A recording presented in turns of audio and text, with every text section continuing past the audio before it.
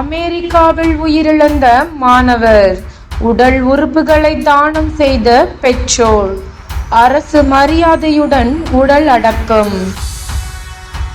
அமெரிக்காவில் உயிரிழந்த திருநெல்வேலி மாவட்டத்தைச் சேர்ந்த மாணவர் சகாய ஜெபாஸ் பிரஜோப் உடல் உறுப்புகளை தானம் செய்யப்பட்டது.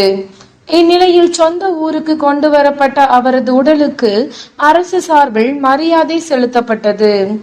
ராதாபுரம் வட்டம் மூளைக்காடு பகுதியைச் சேர்ந்த சகாய தாமஸ் ரூபன் மகன் சகாய ஜெபாஸ் பிரஜோப் குவைத்தில் வசித்து வந்தார். அங்குள்ள பள்ளியில் பயின்று வந்த இவர் அமெரிக்காவிற்கு கல்வி பயணமாக 55 மாணவர்களுடன் சென்றிருந்தார். இந்நிலையில் கடந்த 4ஆம் தேதி நீரில் மூழ்கி மூளைச்சாவு அடைந்து விட்டார். இதையடுத்து அவரது உடல் உறுப்புகள் தானம் செய்யப்பட்டது. பின்னர் அவரது உடல் திருவனந்தபுரத்திற்கு விமானம் மூலம் கொண்டு வரப்பட்டு அங்கிருந்து சொந்த ஊரான மூளைக்காடுக்கு நேற்று கொண்டு வரப்பட்டது. அங்குள்ள புனித ராயப்ப தேவாலயத்தில் இறுதிச் சடங்கு திருப்பலி நடைபெற்றது.